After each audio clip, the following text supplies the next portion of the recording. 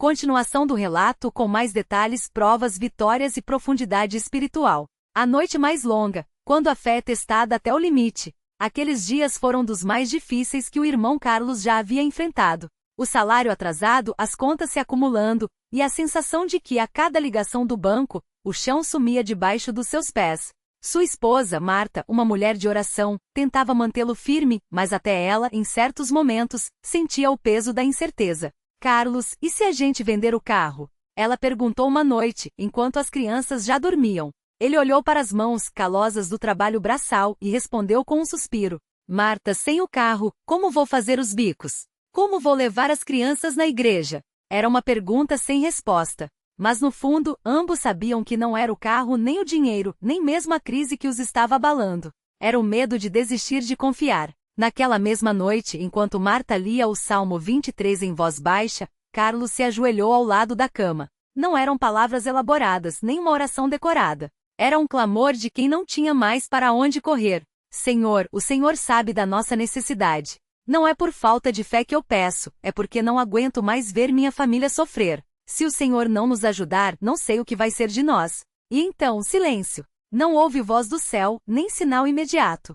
Mas algo dentro dele mudou. Uma paz que não fazia sentido dado o caos ao redor. Era como se Deus estivesse dizendo, confie, eu estou aqui. A resposta que veio pelo irmão que ninguém esperava. No domingo seguinte, Carlos e Marta foram ao culto mesmo com o coração pesado. Não tinham dinheiro para a oferta, mas levaram o pouco que sobrara, 2 pães e um pacote de bolachas para compartilhar no lanche da igreja. Deus não precisa do nosso dinheiro, mas do nosso coração, Marta sussurrou, enquanto colocavam os alimentos na mesa. Durante o culto, o cooperador João, um homem simples que trabalhava como pedreiro, se aproximou de Carlos depois da pregação. Irmão, o Senhor me colocou no coração para te dar isto, e estendeu um envelope amarelado. Carlos hesitou. Não queria parecer que estava pedindo esmola, mas João insistiu. Não é meu, é do Senhor. Ele me falou que você estava precisando. Dentro do envelope, o valor exato do aluguel atrasado e das contas mais urgentes. Carlos não chorou. Não gritou. Ajoelhou-se ali mesmo, no corredor da igreja, e só conseguiu dizer: obrigado, Senhor. Obrigado. Mas a história não terminou aí. A prova que veio disfarçada de oportunidade. Uma semana depois, o dono da pequena oficina onde Carlos fazia bicos o chamou. Preciso de alguém para um serviço grande. É uma reforma em um galpão. Pago adiantado, mas tem que ser rápido. Era mais do que ele ganhava em 2 meses. Mas havia um problema, o serviço era no domingo. Carlos sentiu o coração apertar. Domingo era dia de culto. Dia de estar na casa do Senhor. Irmão, é uma bênção. Deus está abençoando, disse um colega de trabalho. Mas e a igreja?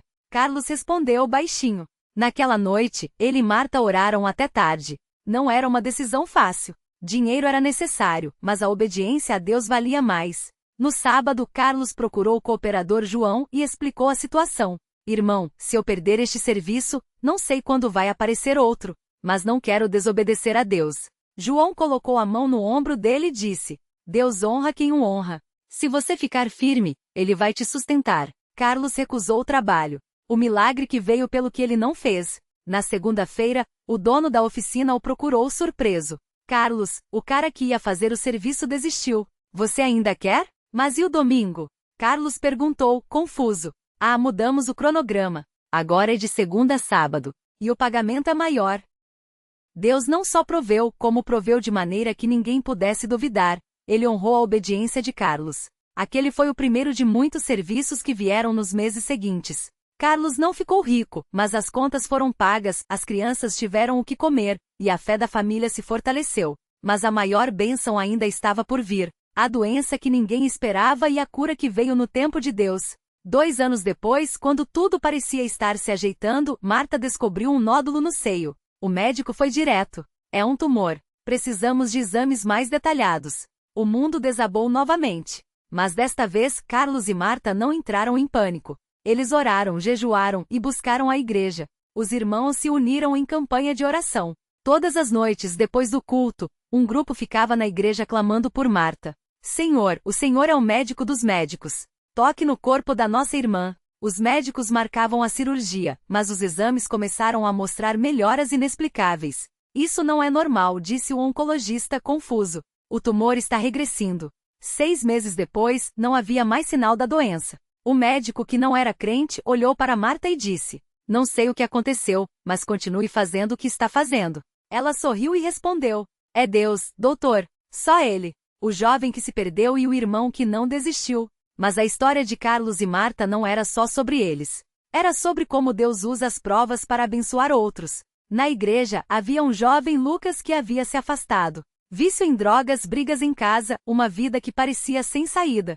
Carlos, que já tinha passado por suas próprias lutas antes de se converter, sentia um peso no coração por aquele rapaz. "Irmão, eu já tentei falar com ele, mas ele não quer saber", disse um cooperador. "Vou tentar de novo", respondeu Carlos.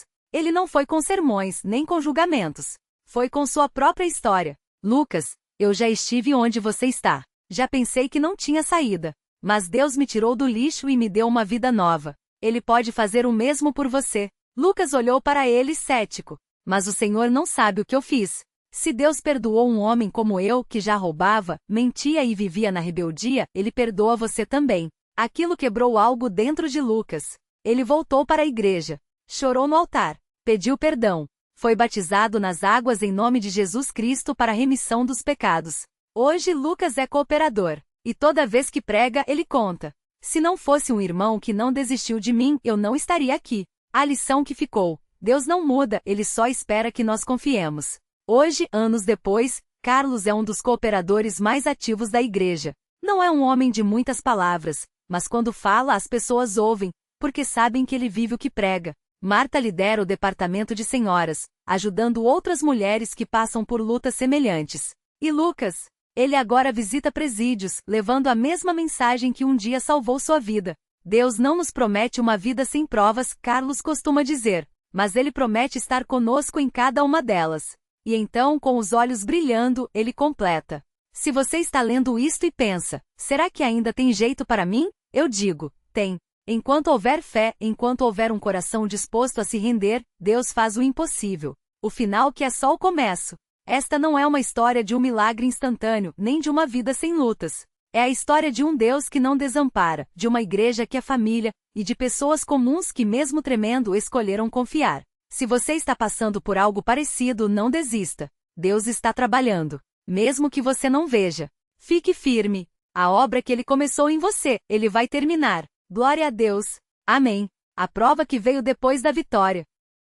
Carlos nunca esqueceu o dia em que, após anos de batalhas, achou que finalmente poderia respirar. As dívidas estavam quitadas, o emprego estava estável, e Marta, sua esposa, havia recebido o diagnóstico de que o tumor havia regressado completamente. Deus é fiel, ele repetia para si mesmo, enquanto ajudava a arrumar as cadeiras da igreja após um culto de domingo. Mas o Senhor, em sua sabedoria, sabia que a fé de Carlos precisava ser lapidada ainda mais. Foi quando o telefone tocou. "Carlos, é da empresa. Precisamos conversar." O tom da voz do gerente já dizia tudo. Reestruturação, cortes, demissões. Em uma semana ele estava sem emprego novamente. Desta vez, porém, não havia reservas, não havia bicos garantidos. Só a certeza de que, mais uma vez, a prova havia batido à sua porta. Marta o encontrou sentado na sala, olhando para o chão, as mãos tremendo levemente. Ela não disse nada. Só se ajoelhou ao seu lado e começou a orar. "Senhor, o Senhor sabe da nossa necessidade. Não deixe que o desânimo entre neste lar. Dá força ao meu marido, porque eu sei que o Senhor tem um plano." Carlos fechou os olhos. Não eram lágrimas de revolta, mas de cansaço. "Até quando, Senhor?" pensou. Mas então, como um eco em seu coração, veio a resposta: "Até que você aprenda que minha graça é suficiente." A oferta que doeu. No domingo seguinte, Carlos foi à igreja com o coração pesado. Não tinha dinheiro para a oferta. Na verdade, mal tinha para o ônibus. Mas quando o irmão responsável passou o cesto, algo dentro dele o impulsionou a colocar ali as últimas notas que tinha, o suficiente para comprar pão e leite para a semana. "Irmão, você tem certeza?" perguntou Marta baixinho, preocupada. Ele apenas assentiu. Se Deus é fiel, Ele não vai nos deixar passar fome. Naquele momento não era uma declaração de fé inabalável. Era um ato de desespero confiante, aquele tipo de confiança que nasce quando não há mais nada a que se agarrar, a não ser a promessa de que "o meu Deus suprirá todas as minhas necessidades." Filipenses 4:19. A resposta que veio pelo que menos esperavam. Na terça-feira, enquanto Carlos voltava de mais uma tentativa frustrante de conseguir trabalho, encontrou um envelope preso na porta de casa. Dentro havia um bilhete. Irmão Carlos, o Senhor me colocou no coração para abençoá-lo. Não é muito, mas é com amor. Que Deus continue te usando. Um irmão em Cristo. Dentro do envelope, o valor exato do aluguel atrasado e um pouco mais para as despesas básicas. Carlos caiu de joelhos ali mesmo na calçada. Não era um milagre espetacular. Não eram milhões. Era exatamente o que precisavam na hora certa, pelas mãos de alguém que Deus usou. Marta, olha só o que o Senhor fez. Ele gritou, correndo para dentro de casa, o envelope tremendo em suas mãos. Ela leu o bilhete, os olhos cheios d'água. Deus nunca nos abandonou. Só estava nos ensinando a depender mais dele. O trabalho que surgiu do não. Nas semanas seguintes, Carlos continuou buscando emprego, mas as portas pareciam se fechar uma após a outra. Até que em uma tarde, enquanto ajudava a consertar o telhado da casa de um irmão mais velho da igreja, o filho desse irmão que trabalhava em uma oficina mecânica, comentou: Pai, a oficina tá precisando de um ajudante geral. Você acha que o irmão Carlos toparia? Carlos não tinha experiência com mecânica, mas tinha disposição. Eu faço qualquer coisa, irmão. Varro, lavo, aprendo. Só preciso de uma oportunidade. 3 dias depois, ele estava de macacão, aprendendo a trocar óleo e a identificar peças. Não era o emprego dos sonhos. Era o emprego que Deus providenciou. E pela primeira vez em meses, Carlos voltou para casa com um sorriso genuíno. Marta, hoje eu trabalhei. Não ganhei muito, mas é um começo. E sabe o que é melhor? Eu senti paz. Ela abraçou ele forte. Isso é Deus, meu amor. Ele tá restaurando tudo. A lição do jovem que quis desistir. Enquanto Carlos e Marta reconstruíam suas vidas, Lucas, aquele jovem que quase se perdeu nas drogas, enfrentava sua própria batalha. Após ser batizado, ele havia se tornado um dos mais dedicados na visitação aos presos. Mas certas memórias do passado ainda o assombravam. Uma noite, depois de um culto, ele procurou Carlos, os olhos vermelhos. Irmão, eu não aguento mais. Todo dia eu lembro das coisas que eu fiz, das pessoas que magoei. Como Deus pode me usar assim? Carlos o levou para um canto quieto do pátio da igreja. Sentaram-se no banco de madeira sob a luz fraca de um poste. Lucas, você acha que eu nunca tive medo? Que eu nunca pensei em desistir? Carlos fez uma pausa. Quando eu estava sem emprego, quando a Marta estava doente, quando eu não via saída, eu gritei com Deus. Chorei. Mas sabe o que ele me mostrou? Lucas balançou a cabeça, enxugando os olhos. Que a minha força não vem de mim, vem dele. E que ele não escolhe os capacitados. Ele capacita os escolhidos. Carlos segurou o ombro do jovem. Você foi escolhido, Lucas. Não por causa do que você foi, mas por causa do que Deus vai fazer através de você. Lucas abaixou a cabeça. E então, entre soluços, sussurrou. Me ajuda a continuar, irmão. Porque sozinho eu não consigo. Carlos sorriu. Ninguém consegue sozinho. Por isso que tem a igreja. Por isso que tem Deus. A noite em que Deus falou no silêncio. Uma semana depois, Carlos teve um sonho. Não era um sonho comum. Era vívido, como se estivesse acontecendo ali mesmo. Ele se via em um deserto, cansado, sedento. E então, uma voz, não audível, mas dentro dele, disse: Continue andando. A água está mais perto do que você pensa. Ele acordou de repente, o coração acelerado. Marta dormia ao seu lado, tranquila. O que foi, meu amor? Ela perguntou meio sonolenta. Deus falou comigo, Marta. Ela se sentou na cama, agora totalmente acordada. O que ele disse? Para continuar andando. Que a resposta tá próxima. Marta pegou a mão dele. Então a gente continua. E assim fizeram. A oportunidade que veio quando menos esperavam. 2 meses depois, o dono da oficina onde Carlos trabalhava o chamou no escritório. Carlos, eu tô impressionado com você. Você chega cedo, sai tarde, aprende rápido. Eu tô abrindo uma filial e preciso de um gerente. Você topa? Carlos quase caiu para trás. Gerente? Eu? O homem riu. Sim, você. Confio em você. Naquela noite em casa, Carlos e Marta choraram juntos. Não de alívio, mas de gratidão. Deus não só restaurou Marta. Ele deu mais do que a gente perdeu. Ela abraçou ele forte. Porque ele é assim. Ele não só tira a gente do buraco. Ele nos coloca num lugar que a gente nunca imaginou. O dia em que Carlos virou instrumento. Com o novo emprego, Carlos e Marta começaram a ajudar outros irmãos em necessidade. Não com ostentação, mas em segredo, como alguém havia feito por eles. Um dia, um casal jovem da igreja, ele desempregado, ela grávida, procurou Carlos após o culto, envergonhados. Irmão, a gente não sabe mais o que fazer. O aluguel tá atrasado, e o bebê vai nascer mês que vem. Carlos os levou para um canto. Quantos meses de aluguel vocês devem? O rapaz engoliu em seco.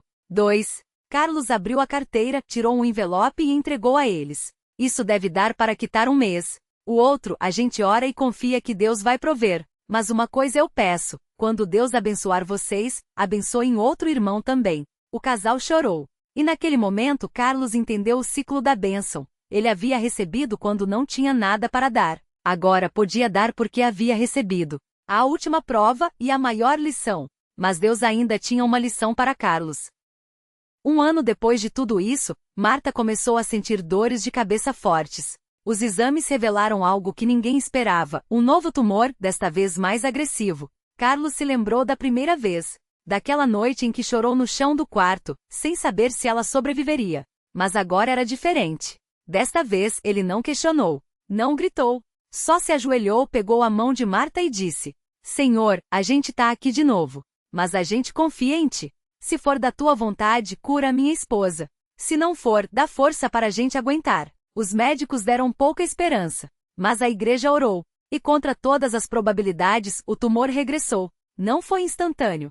Não foi espetacular. Foi gradual como um milagre que se desenrola no tempo para que ninguém duvide de que foi Deus. O testemunho que mudou uma cidade. Hoje Carlos e Marta viajam por várias congregações contando sua história.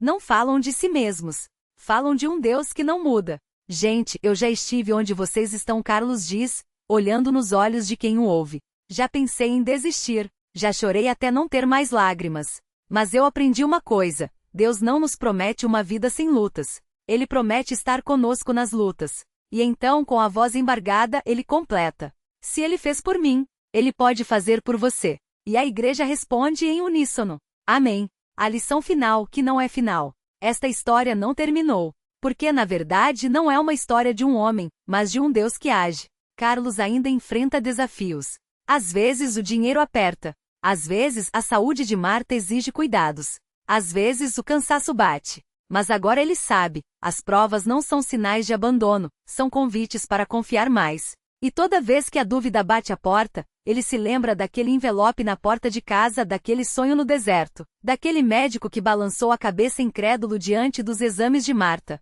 Ele se lembra de um Deus que trabalha em silêncio. E sorri, porque sabe que a melhor parte ainda está por vir. Um convite a você que lê.